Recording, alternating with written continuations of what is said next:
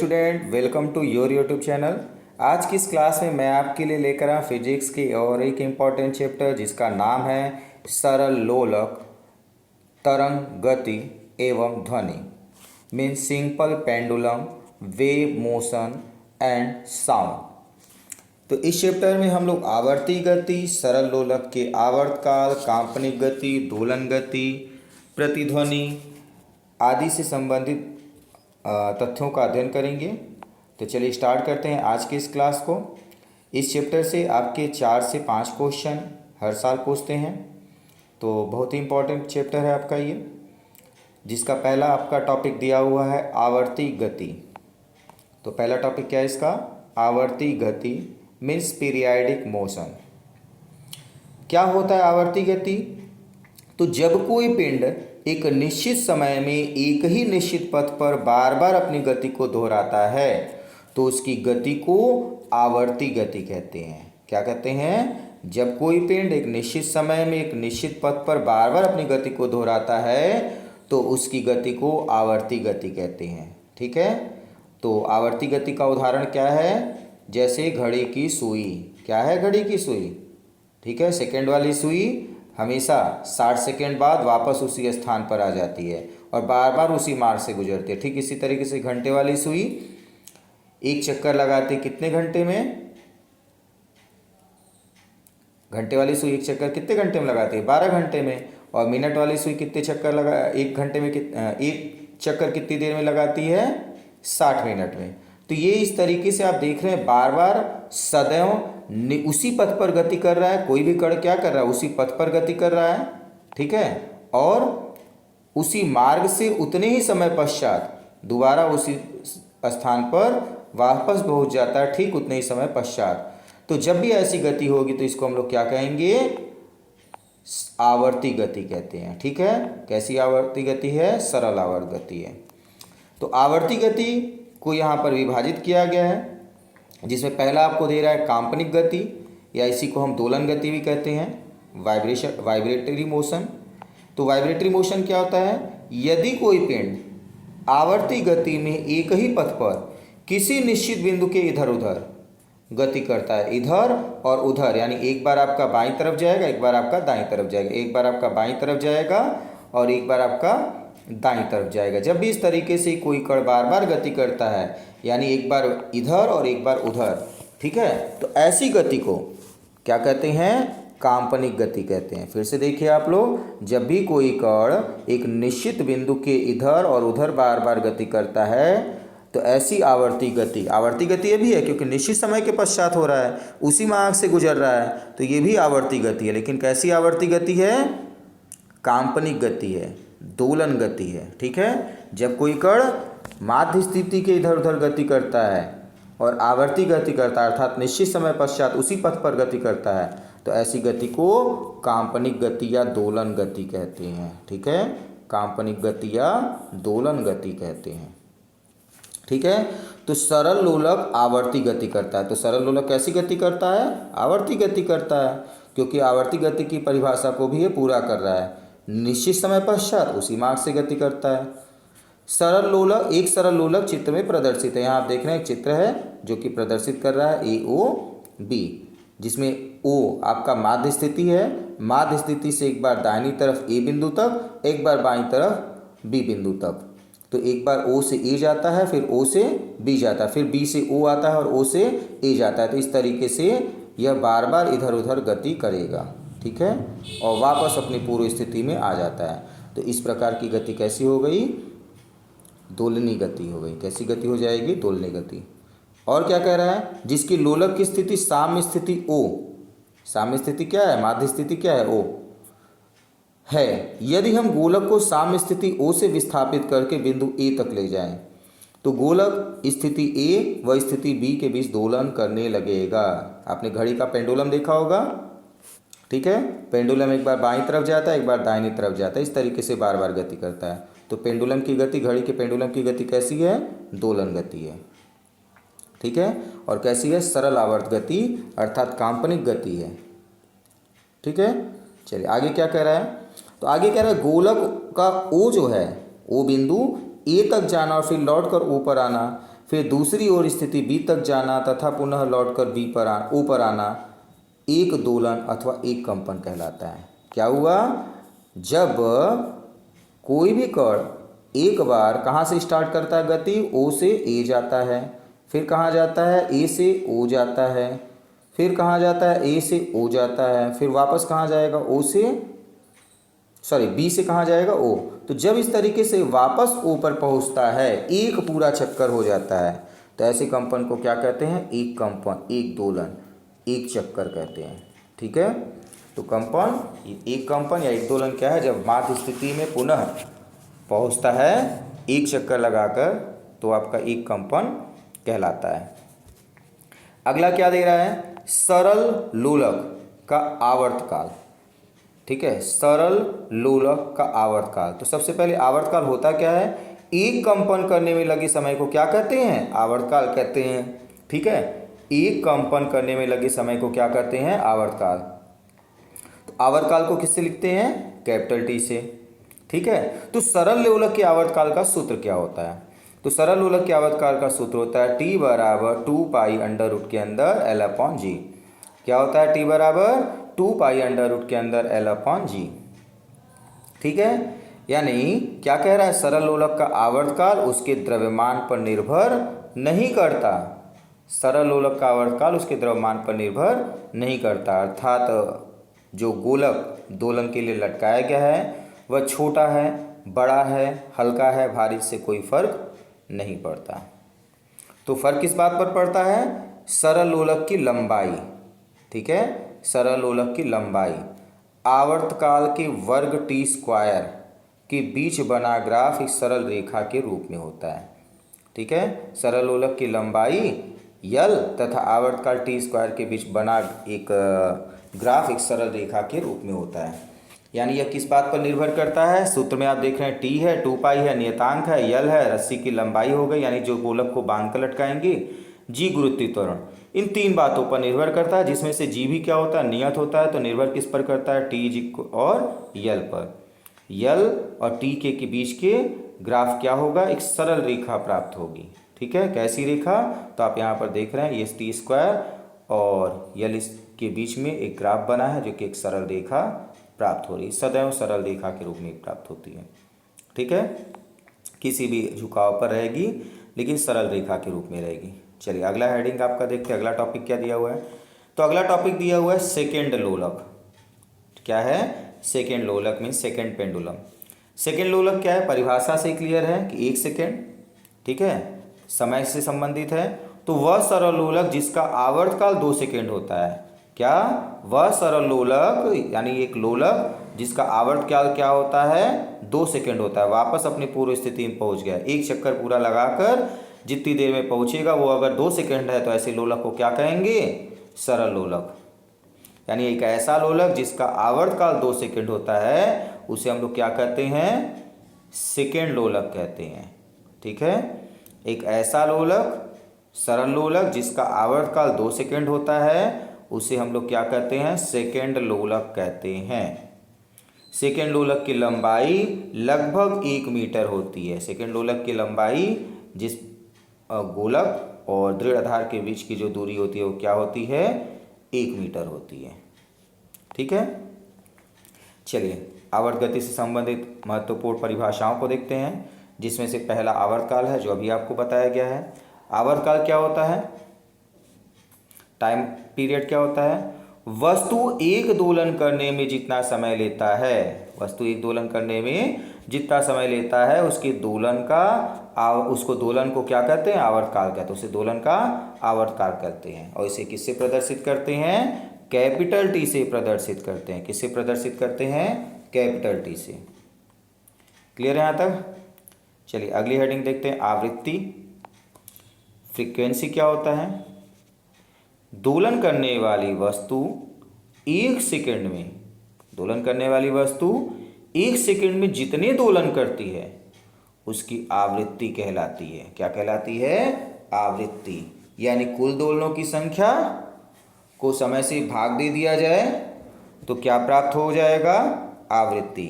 यानी प्रति सेकंड किए गए कंपनों की संख्या क्या कहलाएगी, दोलन की आवृत्ति कहलाएगी, लोलक की आवृत्ति कहलाएगी। ठीक है, और इसे किससे प्रदर्शित करते हैं? स्मॉल एन से। आवृत्ति को किससे प्रदर्शित करते हैं? स्मॉल एन से। कहीं कहीं पर एफ से भी प्रदर्शित किया जाता है, स्मॉल एफ से या एन से।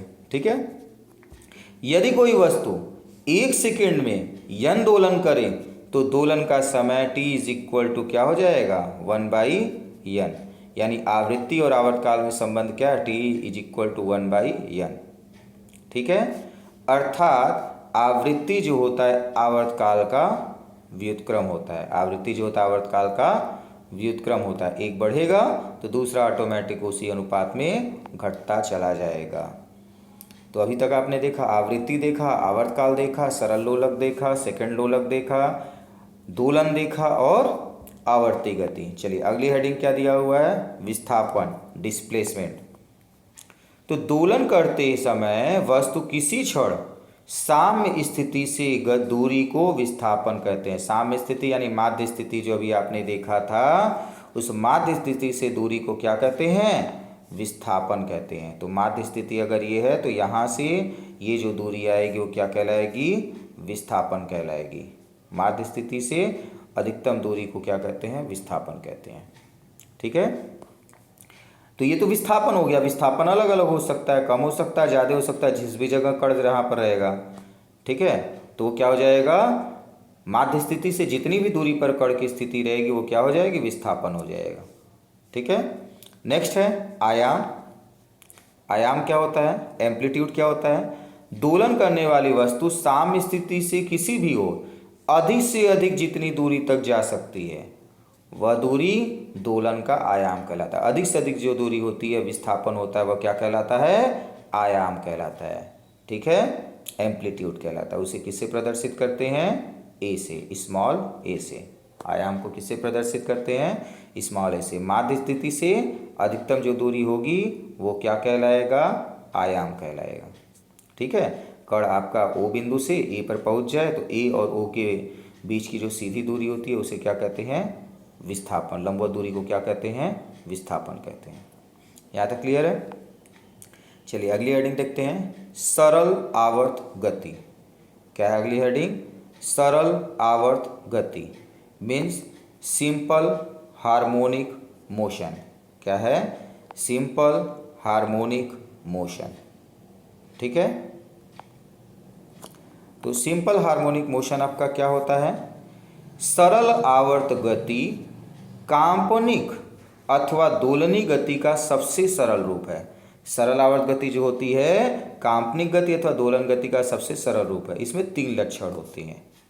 कौन कौन से?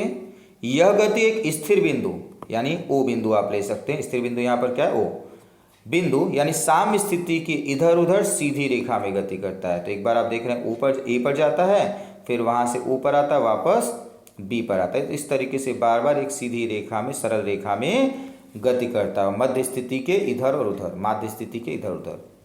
ठीक है, तो इसको दोलनी गति की परिभाषा है। नेक्स्ट क्या कह रहा है? सेकेंड पॉइंट, गतिमान वस्तु का त्वरण। क्या है? गतिमान वस्तु का त्वरण सदैव उस बिंदु यानी साम्य स्थिति से वस्तु के विस्थापन के अनुक्रमानुपाती होता है। त्वरण क्या होता है? अनुक्रमानुपाती होता है। विस्थापन के अनुक्रमानुपाती होता है। यानी जितना ही दूर जाएगा विस्थापन जितना ही अधिक रहेगा, उसका त्वरण उतना ही अधिक रहेगा। क्लियर है यहाँ तक? नेक्स्ट, त्वरण की दिशा। तीसरा पॉइंट कह रहा है त्वरण की दिशा सदैव साम्य स्थिति की ओर होती है। यानी त्वरण की दिशा क्या होती है? सदैव प्रयास करता है कि वस्तु को कहाँ पर लाए? साम्य स्थिति यानी माध्य स्थिति ओ की ओर लाने का प्रयास करता है। तो त्वरण की दिशा सदैव कहाँ रहती है? बिंदु ओ की ओर यानी साम्य स्थिति की ओर रहती है। तो 3 पॉइंट हैं। पहला, सदैव सीधी रेखा में गति करता है, स्थिर बिंदु के यानी साम्य स्थिति के इधर उधर सीधी रेखा में गति करता है। दूसरा होता है विस्थापन जो होता है त्वरण के अनुक्रमानुपाती होता है। तीसरा क्या है? त्वरण सदैव साम्य स्थिति की ओर होता है। ठीक है, चलिए अगला टॉपिक आपका क्या दे रहा है? इसी से संबंधित है। क्या कह रहा है? तरंग गति में माध्यम के कण अपनी साम्य स्थिति के दोनों ओर कंपन करते हैं और आगे वाले कणों की गति कुछ समय बाद पीछे वाले कणों की गति के समान हो जाती है। आगे वाले कण की गति क्या होती है, पीछे वाले कण की गति के समान हो जाती है। और तरंग के रूप में ऊर्जा एक स्थान से दूसरे स्थान तक संचरित होता है। क्या करता है, एक स्थान से दूसरे स्थान तक संचरित होता है। जबकि माध्यम के कण अपने ही स्थान पर स्थित रहते हैं। माध्यम के कण स्थान नहीं बदलते, माध्यम के कण अपने स्थान पर स्थित रहते हैं। ठीक है, एक बार इधर जाएगा एक बार उधर जाएगा, तो केवल ऊर्जा का परिवर्तन होता है, कण उसी जगह पर स्थित रहते हैं। ठीक है, कंपन करते समय। तो चलिए नेक्स्ट क्या है, तरंग के प्रकार दे रहा है।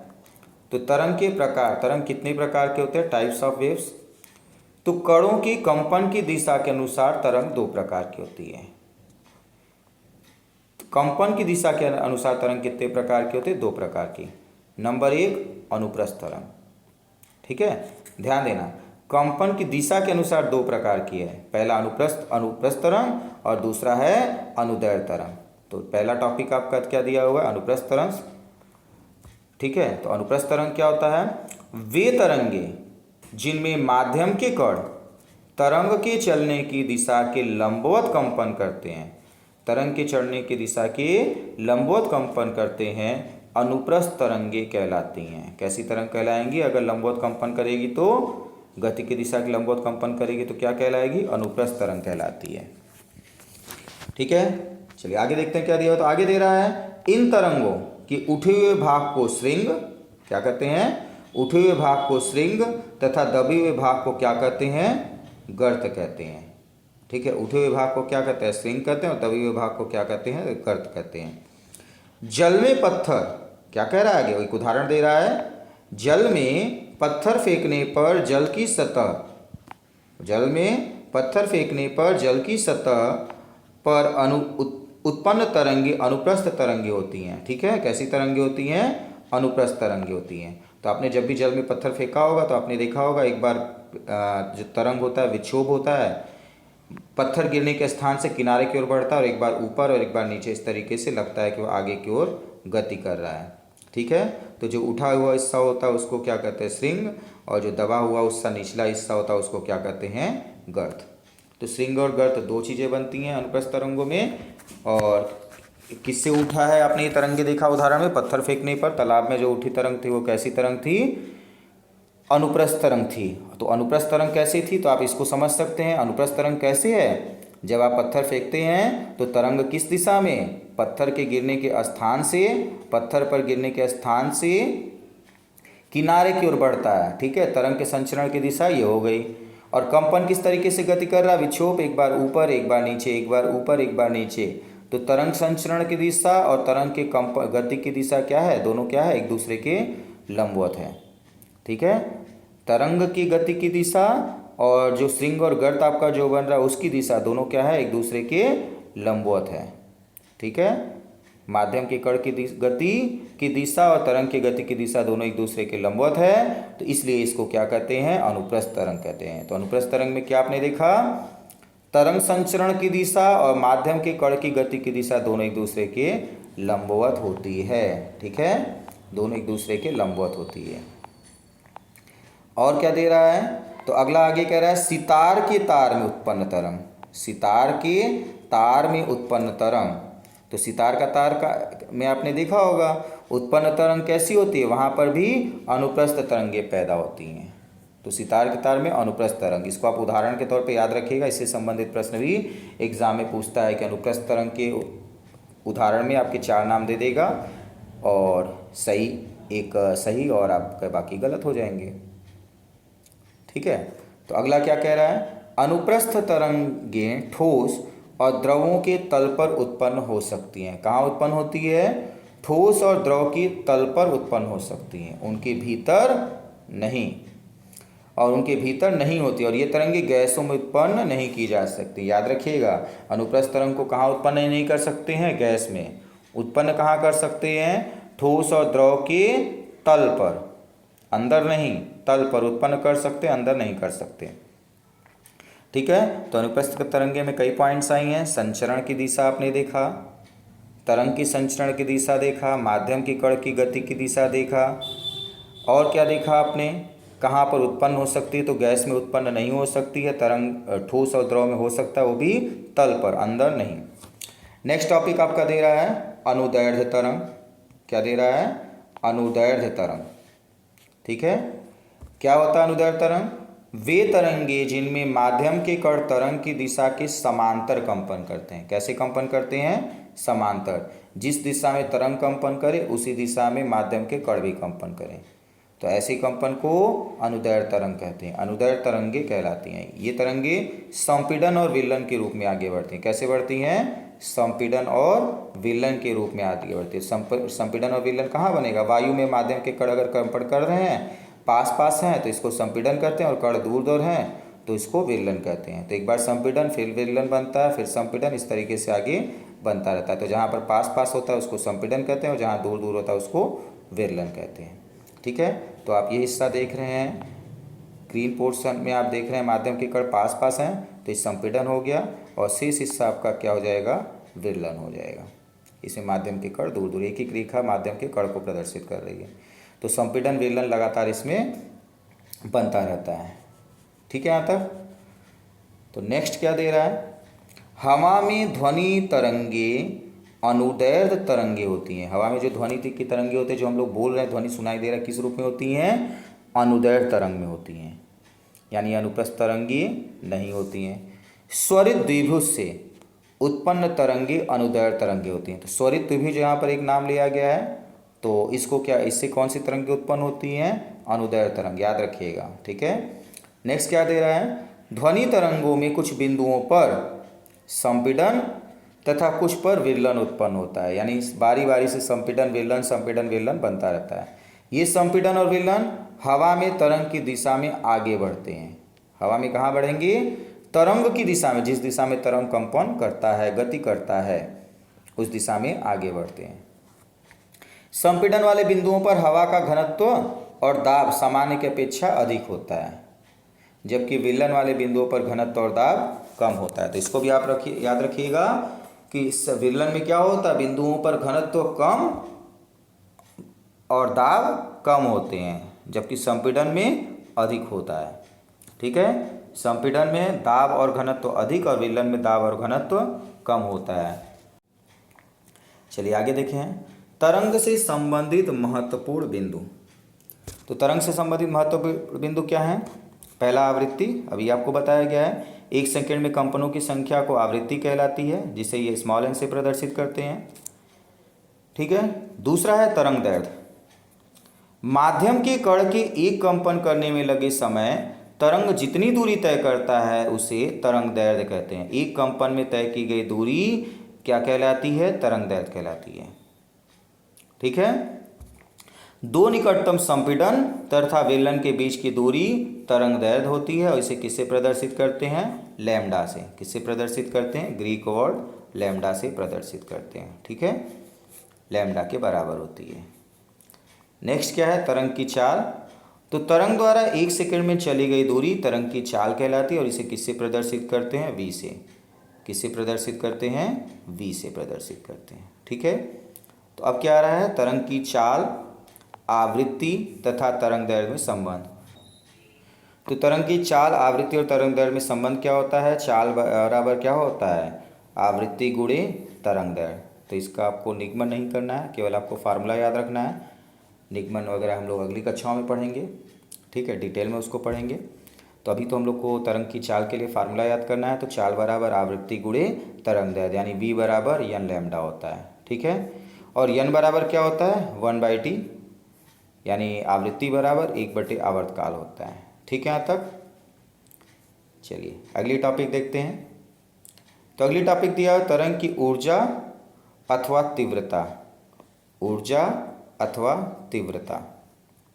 ठीक है, किसी स्थान पर तरंग की ऊर्जा अथवा तीव्रता I कंपन के आयाम e के वर्ग के समानुपाती होता है। I किसके समानुपाती होता है? e के वर्ग, यानी तीव्रता आयाम के वर्ग के समानुपाती होती है। I समानुपाती e²। ठीक है, नेक्स्ट टॉपिक दिया विद्युत चुंबकीय तरंगे। विद्युत चुंबकीय तरंगे क्या होती हैं? यांत्रिक तरंगों के अतिरिक्त कुछ इस प्रकार की तरंगे भी होती हैं जिनके संचरण के लिए माध्यम की आवश्यकता नहीं होती है।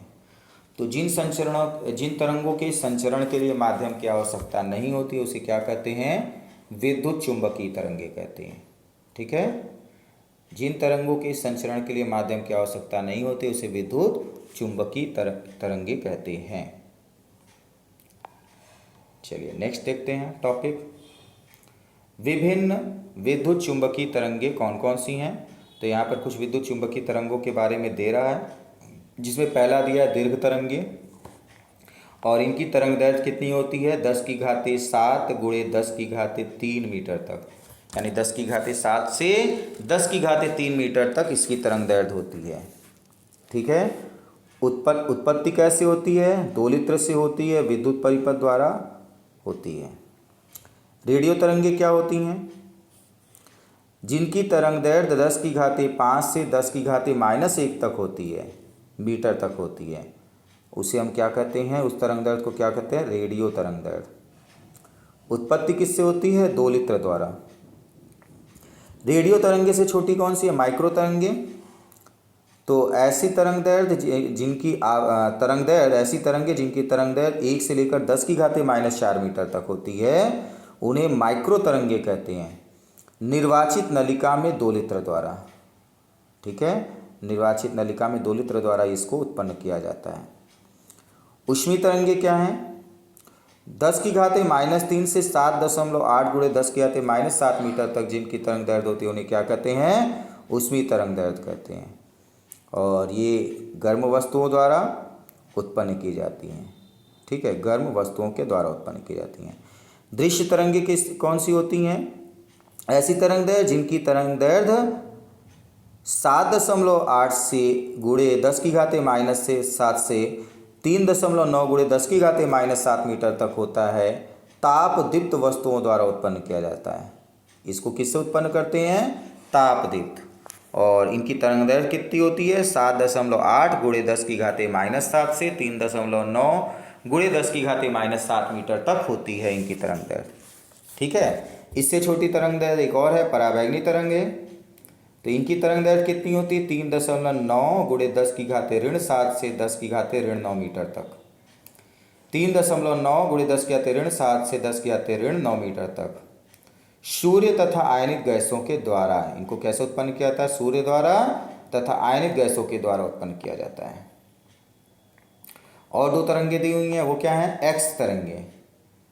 ठीक है, 10⁻⁻8 से 10⁻⁻12 मीटर तक इसकी तरंग दैर्घ्य होती है, और ये किससे उत्पन्न की जाती है? तीव्रगामी इलेक्ट्रॉनों के भारी लक्ष्य पर टकराने पर, यानी तीव्रगामी इलेक्ट्रॉन को अगर भारी लक्ष्य से टकरा जाती है तो जो तरंगे उत्पन्न होती हैं उसको एक्स तरंगे कहते हैं, और इनकी तरंग दैर्घ्य 10⁻⁻8 से 10⁻⁻12 मीटर तक होती है। नेक्स्ट क्या दिया हुआ है? गामा तरंगे। गामा तरंगे क्या होती हैं? ऐसी तरंगे जिनकी तरंग दैर्घ्य -10⁻10 से 10⁻14 मीटर तक होता है। कितनी तरंग दैर्घ्य होती है इसकी? 10⁻10 से 10⁻14 मीटर तक होती है। और इनको उत्पत्ति कैसे किया जाता है? परमाणुओं के नाभिकों का विघटन द्वारा, यानी परमाणु के नाभिक जब विघटित होते हैं तो गामा किरणें उत्पन्न होती है, गामा तरंगे उत्पन्न होती हैं, और इनकी तरंग दैर्घ्य 10⁻10 से 10⁻14 मीटर तक होती है। ठीक है, इसके बाद अगली हेडिंग आती है यांत्रिक तरंगे। कौन सी तरंगे हैं? यांत्रिक तरंगे। ठीक है, तो यांत्रिक तरंगे क्या हैं? वे तरंगे जो किसी पदार्थिक माध्यम, ठोस, द्रव अथवा गैस में संचरित होती है, यांत्रिक तरंगे कहलाती हैं। यांत्रिक तरंगे अनुप्रस्थ तथा अनुदैर्घ्य दो प्रकार की हो सकती हैं। यांत्रिक तरंगे कितने प्रकार की हो सकती हैं? दो प्रकार की, या तो अनुप्रस्थ होंगी या अनुदैर्घ्य होंगी। ठीक है, बाकी तो अपने विद्युत चुंबकीय तरंगे जिसमें माध्यम की आवश्यकता नहीं होती उसे विद्युत चुंबकीय तरंग कहते हैं। नेक्स्ट क्या दे रहा है? ध्वनि तरंगे। ध्वनि तरंगे यांत्रिक तरंगे ही हैं, क्योंकि ये किसी माध्यम में ही संचरित होती हैं। कभी आपने ऊपर देखा था जब सितार, वायलिन हम लोग बजा रहे थे तो वहाँ पर क्या था? ध्वनि तरंगे उत्पन्न हुई थी। ठीक है, तो ध्वनि तरंगों की आवृत्तियों के आधार पर निम्न श्रेणियों में वर्गीकृत, यानी ध्वनि तरंगों को भी वर्गीकृत किया गया 3 भागों में। कितने भागों में? 3 भागों में। तो पहला क्या है? श्रव्य तरंगे, यानी सुनी जा सकने वाली, जिसको हम सुन सकते हैं, उन्हें श्रव्य तरंग कहते हैं। और इनको हम आवृत्ति के आधार पर बांटे हैं। तो क्या है? श्रव्य तरंग, इन तरंगों को सुना जा सकता है। इन तरंगों की आवृत्ति 20 से 20,000 हर्ट्ज तक होती है। 20 से 20,000 हर्ट्ज तक होती है, यानी ऐसी तरंगे जिनकी आवृत्ति 20 से 20,000 हर्ट्ज तक होती है, उन्हें हम श्रव्य तरंग कहते हैं। ठीक है। नेक्स्ट है अपश्रव्य तरंग। इन तरंगों को स्पष्ट नहीं सुना जा सकता है, यानी इनको हम एक तरीके से नहीं सुन सकते हैं। और इनकी आवृत्ति कितनी होती है? 20 हर्ट्ज से कम, यानी श्रव्य तरंग से कम आवृत्ति होती है, 20 हर्ट्ज से कम आवृत्ति होती है, इनको हम नहीं सुन सकते। और ऐसी तरंगों को क्या कहते हैं? अपश्रव्य तरंग कहते हैं। क्या कहते हैं? अपश्रव्य तरंग कहते हैं। ठीक है। चलिए नेक्स्ट टॉपिक क्या दिया हुआ? पराश्रव्य तरंग। इन तरंगों को स्पष्ट नहीं सुना जा सकता। इन तरंगों की आवृत्ति 20,000 हर्ट्ज से अधिक होती है, यानी श्रव्य तरंगों से इनकी आवृत्ति अधिक होती है। इन तरंगों का उपयोग गठिया रोग तथा मस्तिष्क में ट्यूमर का पता लगाने में किया जाता है। इन तरंगों से समुद्र की गहराई तथा समुद्र में डूबी हुई चट्टानों, मछलियों तथा पनडुब्बियों की स्थितियां ज्ञात की जा सकती हैं, तथा पृथ्वी से उड़ते हुए हवाई जहाज का की पृथ्वी से ऊंचाई भी नापी जाती है या नापी जा सकती है। ठीक है। तो श्रव्य तरंग क्या है? 20 से 20,000 हर्ट्ज तक, अपश्रव्य 20 हर्ट्ज से कम, और पराश्रव्य 20 हर्ट्ज से 20,000 हर्ट्ज से ज़्यादा। पराश्रव्य तरंग 20,000 हर्ट्ज से ज़्यादा। इसमें से सुना किसको जा सकता है? श्रव्य तरंग को। और ये सभी किस प्रकार के तरंगे हैं? ध्वनि तरंगे हैं, जिनको हम 3 भागों में बांटा गया है। ठीक है। इनको चलने के लिए क्या होगा? माध्यम की आवश्यकता चाहिए, माध्यम की आवश्यकता होगी। ठीक है। नेक्स्ट दे रहा है ध्वनि संबंधित महत्वपूर्ण बिंदु। क्या है? वायु में जल वाष्प बढ़ने से ध्वनि का वेग बढ़ जाता है, यानी आर्द्रता बढ़ेगी तो ध्वनि की चाल क्या हो जाएगी? वेग बढ़ जाएगा। नेक्स्ट, ध्वनि के वेग पर दाब का कोई प्रभाव नहीं पड़ता, यानी वायुमंडल में दाब कितना है उससे ध्वनि के वेग पर कोई प्रभाव नहीं पड़ता। ठीक है। नेक्स्ट, 1 डिग्री सी ताप बढ़ने पर ध्वनि का वेग 0.6 मीटर पर सेकंड बढ़ जाता है। क्या बढ़ जाता है? 1 डिग्री सी वायुमंडल का ताप बढ़ेगा, आपके आसपास का ताप बढ़ेगा, तो ध्वनि का वेग 0.6 मीटर पर सेकंड बढ़ जाता है। ठीक है। ध्वनि की चाल माध्यम के घनत्व के वर्गमूल के व्युत्क्रमानुपाती होता है। चाल किसके व्युत्क्रमानुपाती होता है? माध्यम के घनत्व के व्युत्क्रमानुपाती होता है। ठीक है। नेक्स्ट, ध्वनि की चाल v जो होती है अंडर रूट के अंदर E/d, जहाँ E माध्यम की प्रत्यास्थता है और d आपका क्या है? घनत्व है। ठीक है। v बराबर क्या होता है? अंडर रूट के अंदर E/d, जहाँ E क्या है? माध्यम की प्रत्यास्था है। ठीक है। E माध्यम की प्रत्यास्था है और d आपका क्या है? माध्यम का घनत्व है।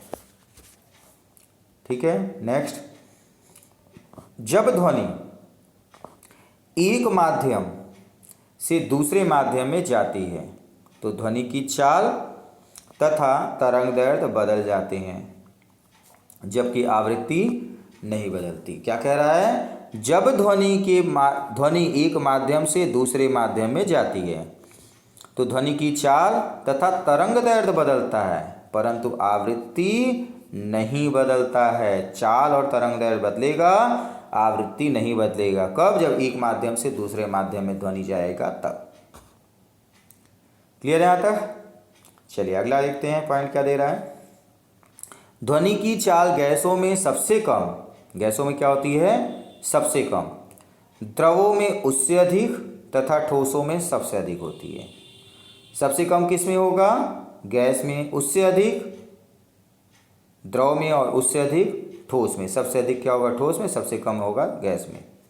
ठीक है। नेक्स्ट, 0 डिग्री सी पर ध्वनि की चाल 332 मीटर पर सेकेंड।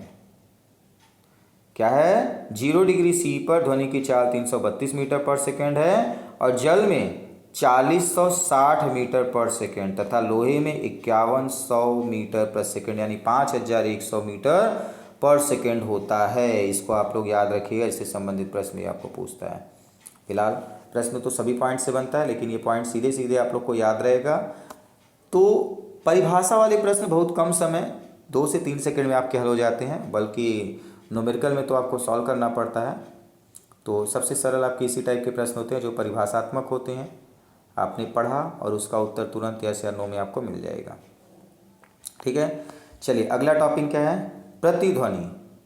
क्या है, प्रतिध्वनि। प्रतिध्वनि क्या होता है, यदि किसी ध्वनि स्रोत से किसी परावर्तक तल की दूरी d हो तो ध्वनि को परावर्तक तल तक पहुंचने तथा वापस आने में 2d दूरी तय करनी होगी। ध्वनि स्रोत से परावर्तक तल की दूरी d हो तो परावर्तक तल तक पहुंचने पर वापस आने में 2d दूरी तय करना, यानी एक बार जाएगा और दोबारा आएगा, 2d दूरी तय करनी होगी। क्लियर है यहाँ तक। यदि प्रतिध्वनि t सेकेंड बाद सुनाई देती है तो t बराबर क्या होगा, 2d अपान v, यानी दूरी बटे में चाल बराबर समय। तो ध्वनि की चाल v बराबर क्या हो जाएगी, 2d अपान t। ठीक है, चलिए इसी तरीके से अगला महत्वपूर्ण तथ्य इसमें देखते हैं। इस चैप्टर से संबंधित महत्वपूर्ण तथ्य क्या है, सरल आवर्त गति में कण की गति एक सरल रेखा पर होती है। कैसी होती है, एक सरल रेखा के पर होती है। तो अभी आपने देखा भी था कि सरल रेखा के इधर इधर आपका बार बार गति कर रहा था, वो बिंदु था, ए बिंदु था, बी बिंदु था।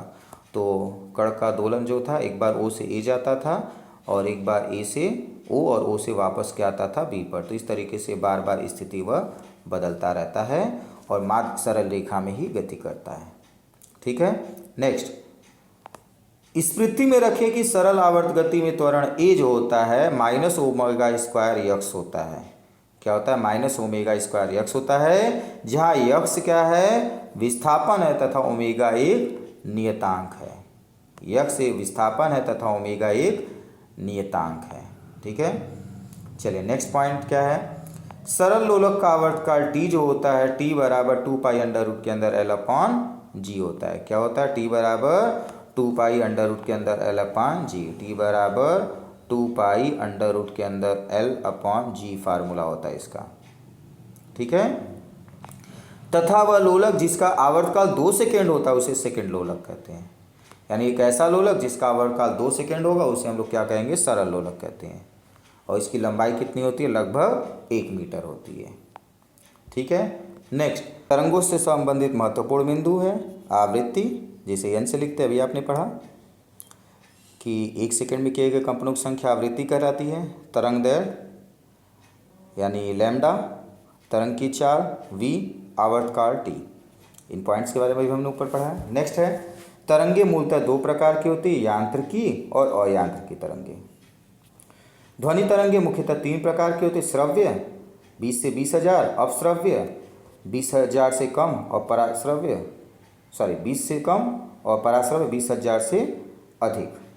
ठीक है, नेक्स्ट क्या दिया हुआ है, किसी माध्यम जिसका घनत्व d है में ध्वनि का वेग जो होता है v बराबर 1/√d होता है।